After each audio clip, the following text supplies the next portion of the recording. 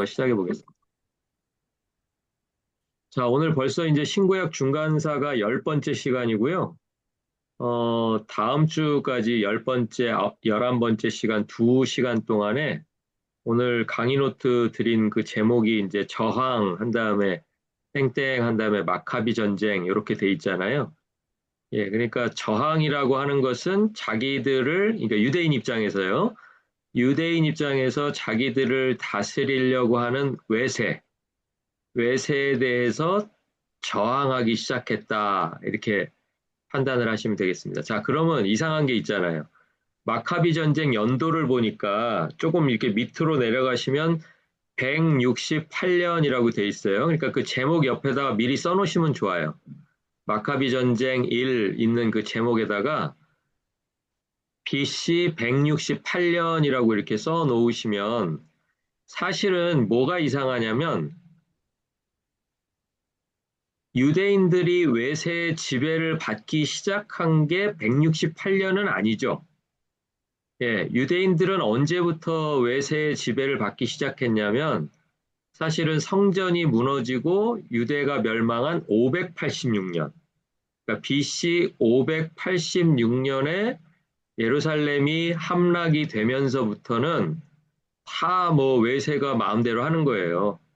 그렇죠? 그 당시에는 이제 바벨론이 마음대로 하는 거고, 그리고 바벨론을 멸망시킨 또 바사 제국에게 또 바사 제국이 하자는 대로 할 수밖에 없는. 그리고 외세는 그때부터 계속 있었어요. 그러니까 거의 뭐 한 400년 이상 기간이 흘렀잖아요. 그런데 중요한 거는 뭐냐면 그 400년 동안에는 그렇게 민족이 똘똘 뭉쳐서 특별하게 저항이라고 할 만한 저항조차 못했다라는 걸 우리가 먼저 기억할 필요가 있습니다. 그러니까 이게 참 희한하죠. 자기 나라가 멸망을 했으면 이제 우리가 우리나라를 생각해 보면 우리나라가 예를 들어서 일본의 지배를 받을 때 당시의 상황을 보면 일본에게 막 대항하던 그런 그룹이 있잖아요. 대표적인 그룹이 뭐예요? 독립군이죠. 독립군. 예. 독립군이 뭐 국내에서도 있었지만 국내 활동이 여의치 않으면은 뭐 만주에도 가고 뭐 미국 하와이로도 가고 해가지고 이렇게 독립운동이라는 걸 했잖아요. 지배를 받고 얼마 안 있다가 그런 일들이 벌어지는데 참 특이하게도 이 유대인의 경우에는 특별하게 저항이라고 할 만한 게 BC 168년에 가서야 나타난다는 거예요. 거의 한 400년 정도는 그냥 주인이 바뀌면 바뀌는 대로 그냥 저항 없이 끌려간 거예요. 쉽게 얘기하면. 야, 그럼 어떻게 이렇게 할 수가 있었지라고 생각하는데 그게 이제 유대인들의 특징이에요. 뭐냐면 유대인들은 그 공동체의 성격 자체가 종교를 중심으로 해서 뭉쳐져 있는 공동체예요. 그렇죠? 예, 그러니까 유대인들의 뭐 종교 그러면 뭐 다른 거 뭐 있습니까? 유일신 하나님을 믿는 그 여호와 네. 신앙이잖아요. 예, 그거밖에 없어요. 자, 그런데 참 공교롭게도 요 400년 동안에는 여호와 신앙을 직접적으로 막 핍박하고 못 믿게 하고 나라 전체 종교를 없애려고 특별히 외세가 노력하지 않았다는 거예요. 자, 그러니까 이게 무슨 얘기냐면 유대인들 입장에서는 우리가 믿고 있는 우리 공동체를 유지시켜주고 있는 이 여호와 신앙을 특별하게 건드리지 않는 이상 나라가 없는 지경이 됐을지라도 특별하게 외세에 대해서 저항하지 않았다라는 것을 이해를 하셔야 돼요. 그게 이제 유대인들의 특징이라는 거예요. 그런데 이제 아까 한국 얘기했지만 한국은 상황이 다르죠.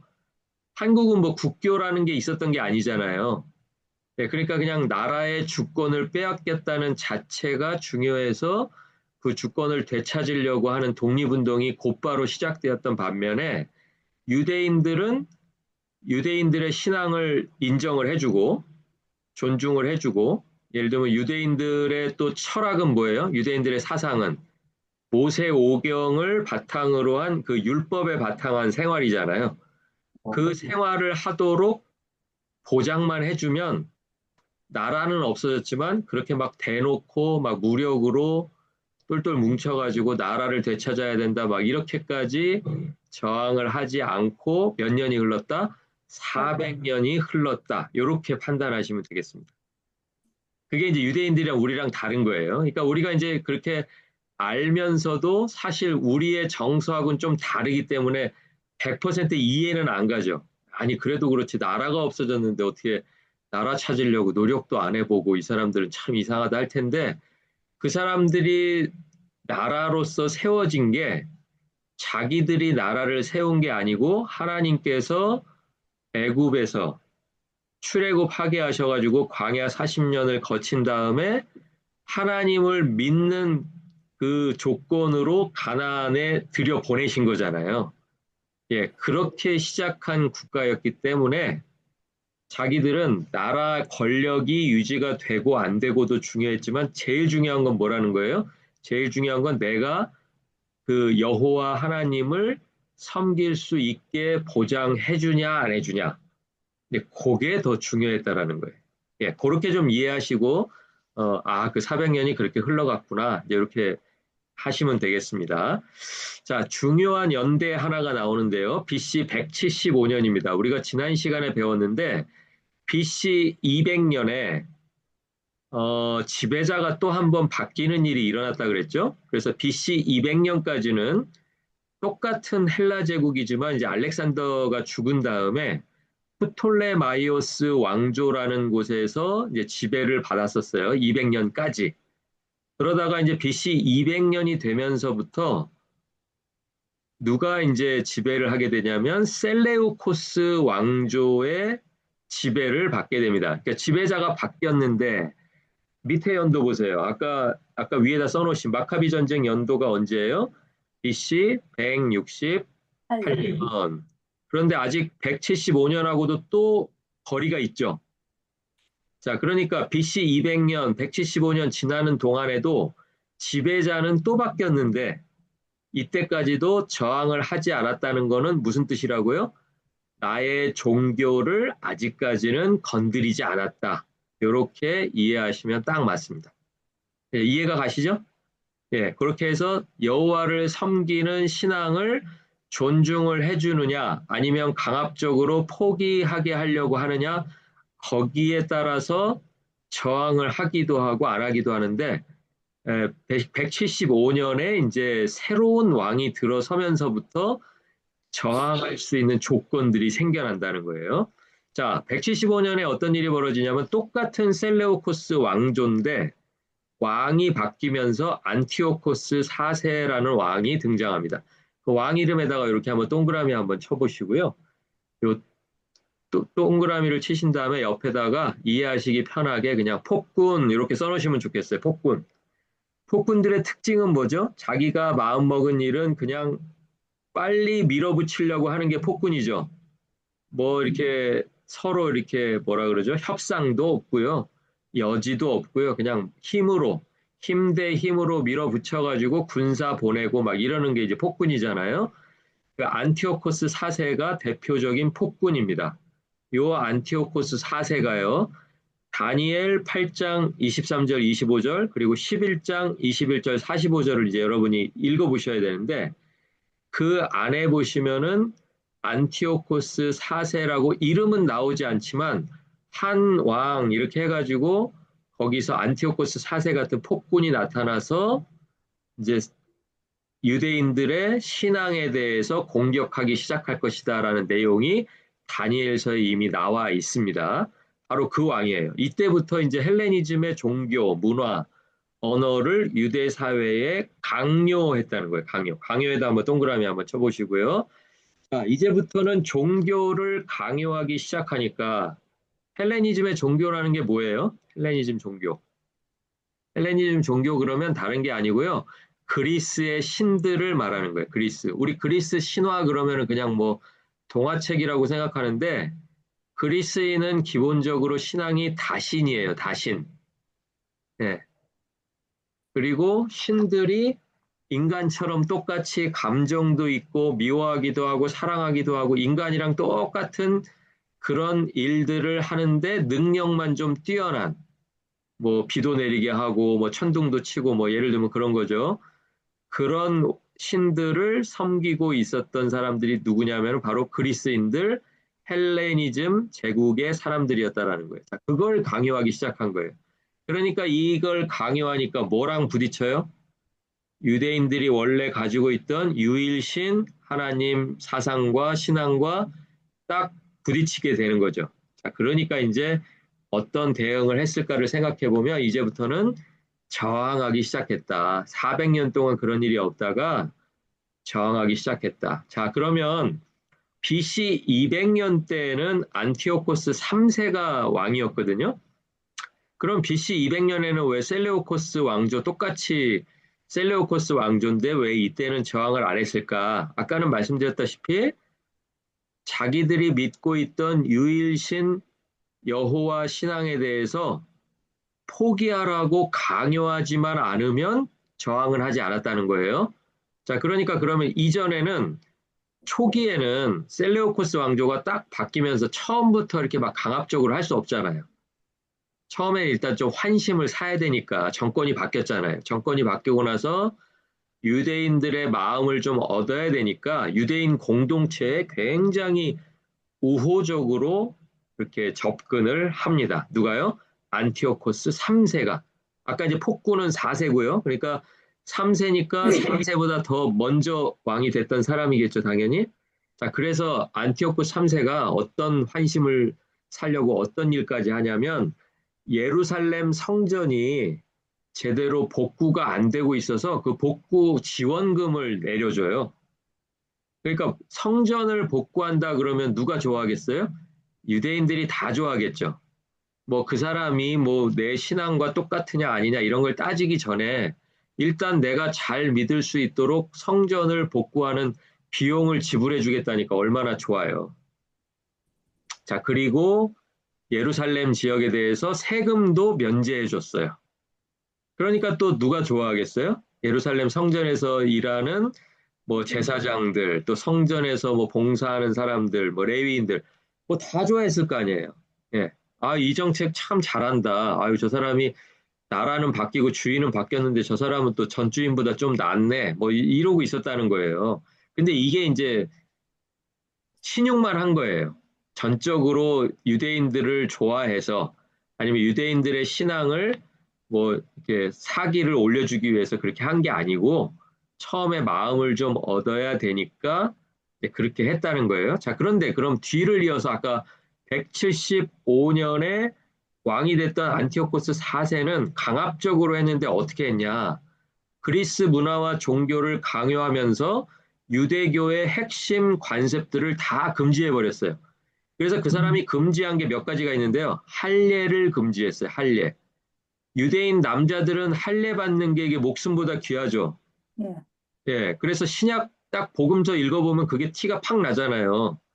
그러니까 이때 할례를 금지당하고 그것에 저항하면서 끝까지, 그러니까 이 당시에는 할례를 행하면은 그 부모를 죽여버렸어요. 어메지크. 예. 그 정도로 할례 금지를 강하게 그냥 뭐 금지하고 뭐 하면 벌금 내고 뭐 이 정도가 아니고 자식을 자기 아들을 할례를 시켰다 그런 그 부모를 죽일 정도로 그 정도로 이제 핍박을 시작한 거예요. 그리고 유대인들에게 제일 중요한 건 뭐냐면 안식일 준수를 금지해 버렸어요. 자기들이 진행하고 있는 그 요일과 맞지가 않잖아요. 안식일은 보통 토요일이니까요. 금요일 밤부터 뭐 토요일까지 뭐 이렇게 되니까요. 자, 그래서 이제 그것을 금지를 했고요. 그리고 또 예루살렘 성전에다가 그렇게 뭐 이전 왕은 뭐 성전 복구를 위해서 돈도 주고 그랬는데 바로 다음 왕은 성전에다가 우리 믿는 신앙 중에서 그리스 신들 중에서 제일 센 신이 제우스 신이니까 제우스 신 들어보셨죠? 제우스 신을 모시기 위한 제단도 성전에 같이 세워야 된다. 이래가지고 하나님을 섬기는 그 제단 옆에다가 제우스 제단을 설치하게 만들었어요. 예, 그러니까 완전히 그냥 엉터리 난리 법석을 만들어 버린 거죠. 자, 그리고 또 한 가지는 뭐냐면 유대인들이 먹지 않는 돼지고기를 이제 제우스 신한테는 뭐 아무 제한 없이 막 이것저것 다 바치잖아요. 자, 그러니까 그 당시에 제일 흔한 게 돼지인데 신약 성경에도 왜 돼지 치는 이야기 나오죠? 거라사 지역에 가면 돼지가 막 떼로 몰려 있고 막 이러잖아요. 거기서 돼지 치는 사람들이 있고 그러잖아요. 그게 이제 헬레니즘의 영향인 거예요. 근데 그걸 이제 여러분이 나중에 보시면 아, 이때 이렇게 돼지를 많이 쳤던 이유가 헬레니즘의 영향이구나. 헬레니즘을 누가 이어받아요? 또 로마가 이어받았잖아요. 그래서 그리스, 로마, 신화 이렇게 알고 있잖아요. 자, 그래서 이제 돼지고기 재물을 자기들만 재물 드린 거에 그치지 않고 그것을 먹고 또 시장에 내다 팔아서 그것을 사가게 하고 이제 이런 일들을 누가 행했냐면 안티오코스 4세라는 사람이 이제 강압적으로 이제 바꿔서 그렇게 행하게 됩니다. 자, 그러면 200년에는 강압적이 아니었는데 175년, 그 25년 사이에 무슨 일이 벌어지지 않았으면은 갑자기 이렇게 강압적으로 바꿀 일이 아닌데 이 사이에 그러면 무슨 일이 있었을까를 우리가 한번 생각해 봐야 되겠죠. 그 유대인들에 대한 헬레니즘 정책이 초기에는 이렇게 막 마음을 얻으려 그러고 환심 살려 그러고 그러다가 왜 그러면 25년 만에 그렇게 확 뒤바뀌었을까를 생각해 보니까 이게 다 누구 때문이냐면 로마 때문인 거예요. 자, 왜 그러냐면 이제 로마가 조금씩 커나가니까 로마와 헬라 제국이 부딪히게 됐어요. 자, 그래서 191년에 테르모필레라는 언덕에서 전투가 벌어져 가지고 아까 그 왜 조금 처음에 친절한 척 했던 왕이 있었죠. 폭군 말고 폭군 앞에. 예, 3세. 안티오코스 3세. 안티오코스 3세가 이 테르모필레 전투에서 로마에게 패배를 합니다. 자, 그러면 이제 나라와 나라가 전쟁을 벌여서 한쪽이 패했으니까 당연히 뭐가 있겠어요? 이긴 나라에는 진 나라에서 배상금이라는 걸 줘야 되죠. 그렇죠? 어느 나라나 그렇잖아요. 지면은 뭐 땅을 내놓던지 뭐 돈을 내놓던지 사람을 보내든지 뭔가 있어야 되잖아요. 자, 그 배상금을 지불을 했어야만 했어요. 그리고 이 전투 이후로 191년 이후니까 뭐 190, 189, 188 쭉 시간이 흐르면서 셀레우코스 왕조가 점점점 약해지면서 왕에 대한 불만도 막 쌓여지는 거예요. 아니, 왕이 이거 똑바로 해야 우리가 이렇게 넓은 지역을 다스리고 있는데 잘 될 텐데 점점 우리는 쪼그라들고 또 돈도 저렇게 로마한테 내라 그러고 이거는 안 되겠다라고 막 여기저기서 이제 왕에 대한 불만이 심해지니까 이 왕이 그리스를 포기해 버립니다. 원래 이 사람들이 출발한 데가 그리스 아니에요, 그죠? 그리스에서부터 시작한 헬라 제국인데 자기들이 시작했던 그리스 땅을 포기해 버리고요. 그러니까 포기했으니까 그리스 땅이 누구의 지배로 넘어갔을까요? 로마의 지배로 넘어갔겠죠. 예, 로마의 지배로 넘어가 버리고 소아시아, 그러니까 우리가 지금 튀르키예라고 알고 있는 그 지역이죠. 바울이 전도했던 그 지역, 튀르키예 지역과 팔레스타인이니까 이제 유대인들이 살고 있는 그 강 건너편 땅이 되겠습니다. 그 두 지역, 튀르키예하고 팔레스타인 지역에 대한 지배권만 갖게 된 거예요. 자, 그러니까 이제 지중해를 중심으로 지중해보다 서쪽에 있는 땅, 뭐 마케도니아니, 뭐 그리스니 이런 땅은 다 뺏겨버리고 제국이 절반으로 줄어들게 된 거예요. 자, 그리고 나서 거기까지만 진행되었어도 그나마 괜찮은데 곧바로 190년에 바로 다음 해죠. 바로 1년 뒤에 또 전투가 또 벌어져요. 마그네시아 전투가 어디서 벌어지냐면 소아시아 지역에서 벌어집니다. 이번에는.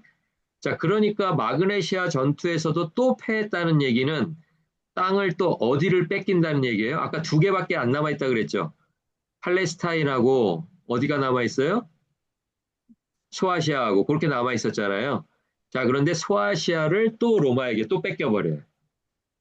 자, 그러니까 이제 이 사람들이 지배하고 있는 땅은 이제 팔레스타인하고 팔레스타인 아래로 쭉쭉쭉 내려가서 아라비아 반도하고 뭐 아프리카하고 뭐 요 정도만 이제 다스리고 있었던 거예요. 자, 그렇게 되니까 전쟁 배상금은 두 번이나 이렇게 패하면서 점점 많아지니까 이 전쟁 배상금을 내기 위해서 예루살렘 성전의 보물들까지 가져가려고 하는 시도하는 그런 지경까지 오게 되었다라는 거예요. 그러니까 아까 제가 처음에 말씀드렸죠. 유대인들은 400년 동안 외세에 대해서 저항다운 저항을 한 번도 해본 적이 없다 그랬잖아요. 그 이유는 뭐였어요? 내가 믿고 있는 여호와 신앙만 건드리지 않으면 우리는 사실 크게 저항하지 않는다. 요게 유대인들의 기본 태도라 그랬잖아요. 자, 네. 그런데 이제는 그렇게 있을 수가 없어요. 로마에 배상금을 낸다고 성전에까지 들어와서 성전에 있는 보물을 막 가져가려고 하니까 그래 가져가 할 수 있어요, 없어요? 이거는 안 되죠. 예, 그리고 앞에 또 뭐가 쌓여 있었어요, 아까?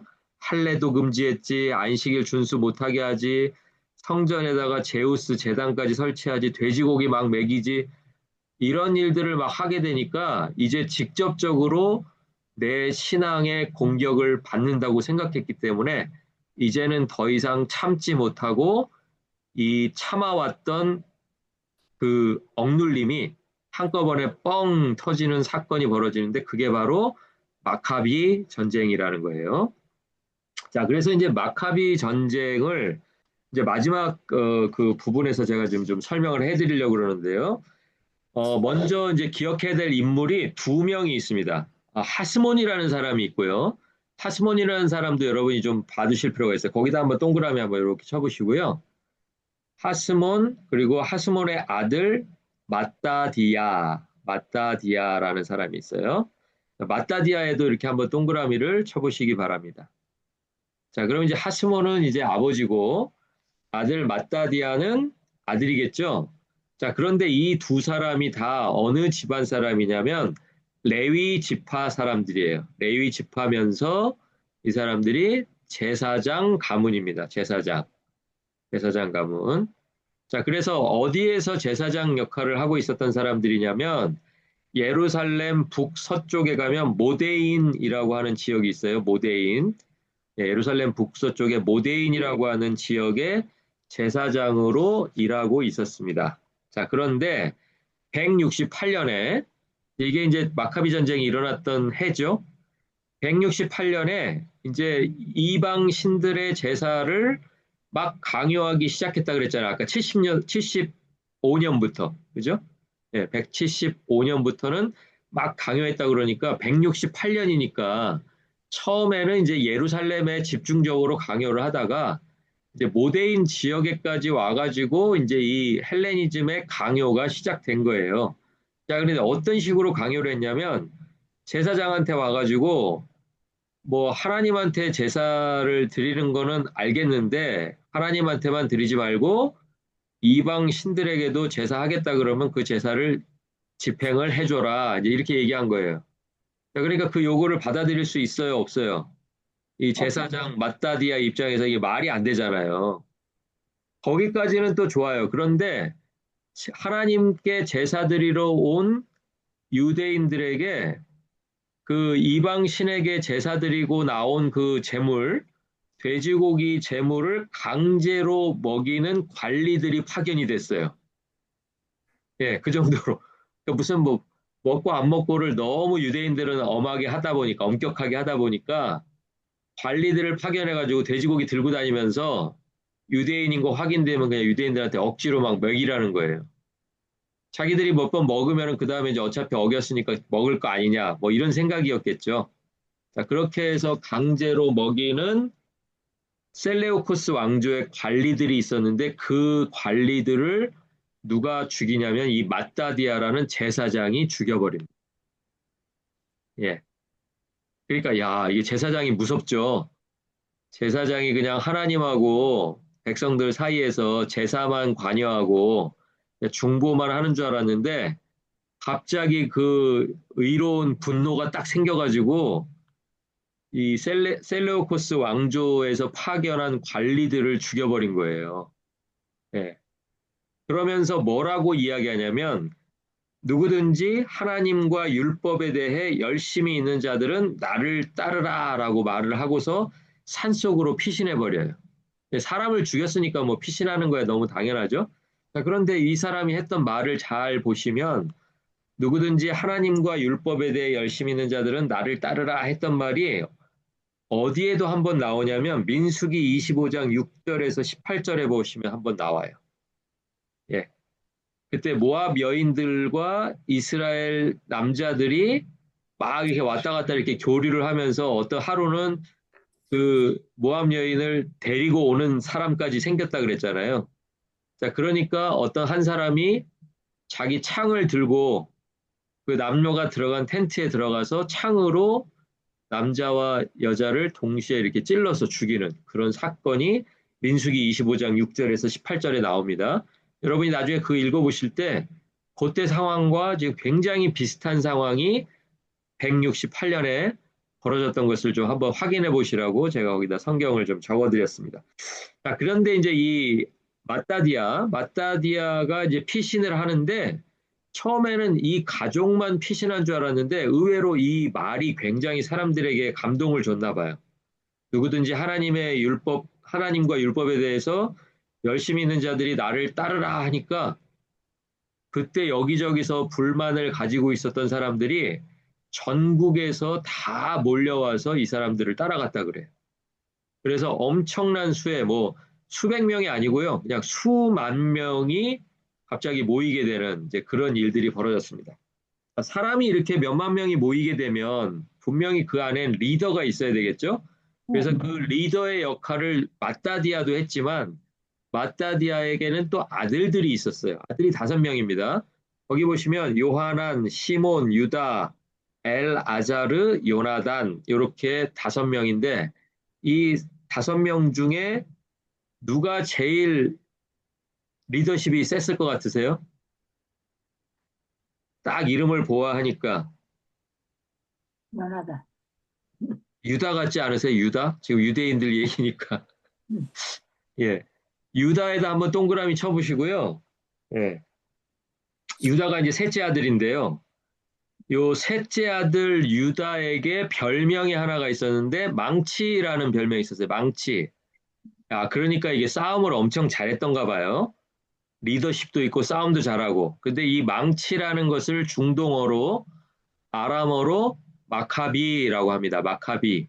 아, 그러니까 마카비 전쟁이라고 한 게 이 셋째 아들, 이 아버지의 이 거룩한 분노를 따라서 이스라엘 백성들을 이렇게 리더십을 발휘해서 잘 인도해서 누구에게 저항한 헬레니즘, 셀레우코스 왕조의 군대에게 군사력으로 저항한 사람이 누구냐면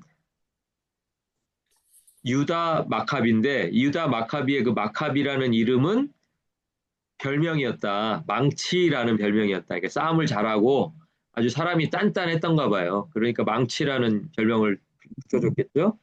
자, 그래서 이 5 아들 다시 한번 말씀드리면 요하난, 시몬, 유다, 엘라자르, 요나단이라고 하는 요 5 아들을 중심으로 헬라 정규 군대와 전투가 벌어질 정도로 사람이 많이 모인 거예요.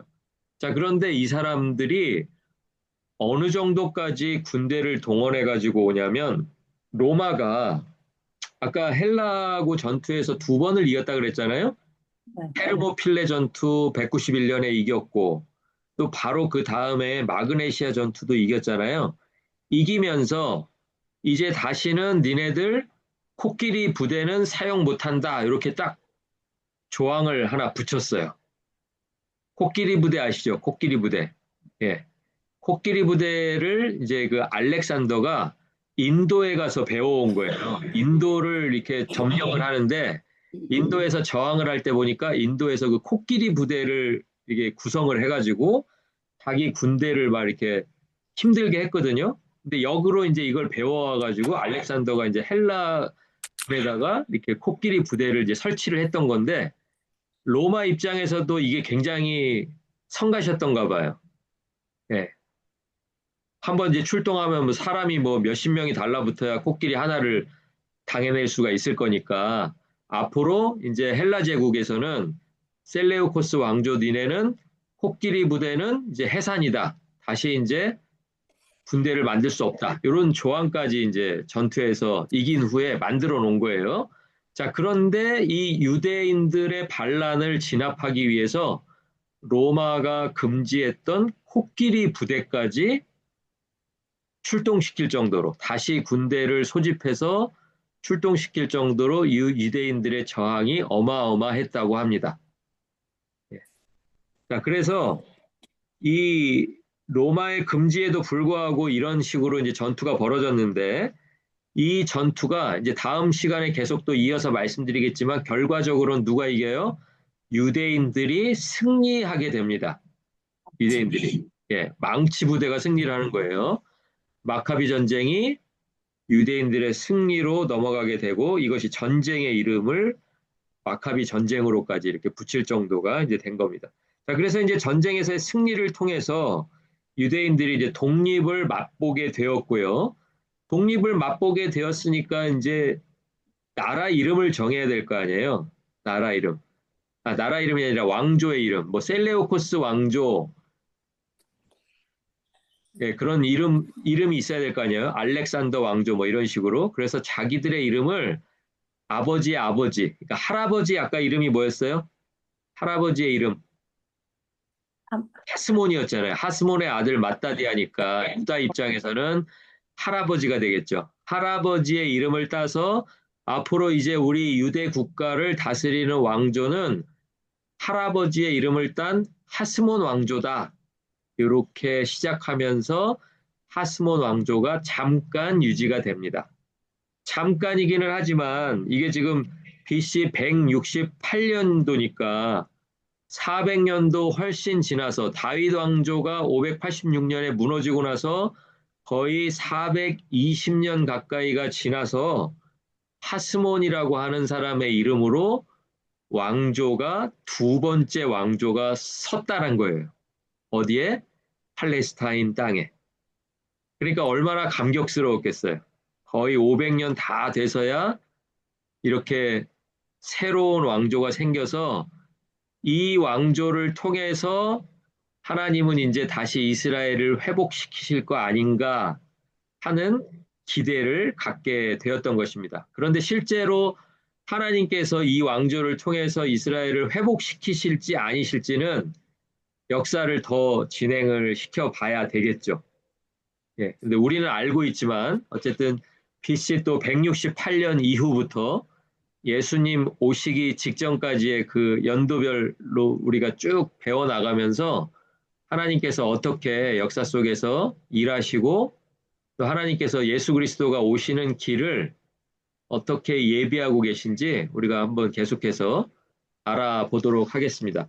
오늘 준비한 것은 여기까지고요. 다음 시간에 아까 광고해드린 것처럼 마카비 전쟁에 대한 두 번째 이야기 준비해가지고 신구약 중간사 11번째 시간으로 다음 주 목요일 7시 45분에 여러분하고 또 한번 공부해 보기로 하겠습니다. 오늘 조금 생소한 이름이었지만 여러분께서 유대인들은 자기들의 종교가 목숨만큼 중요했고 그 종교를 건드리지만 않으면 이상하게 저항하지 않는 그런 세월이 있었는데 결국에는 또 로마의 영향으로 이렇게 압박을 느낀 셀레우코스 왕조가 이렇게 무리수를 두면서 유대인들의 저항까지 이렇게 벌어지게 되고 결국은 그 저항하는 세력이 워낙 커졌기 때문에 셀레우코스 왕조가 무너지고 하스몬 왕조가 섰구나.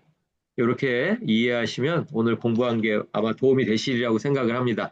오늘 공부하시느라고 수고 많으셨고요. 다음 주 목요일에 같은 시간에 다시 뵙도록 하겠습니다. 고맙습니다. 수고하셨습니다. 수고하셨습니다.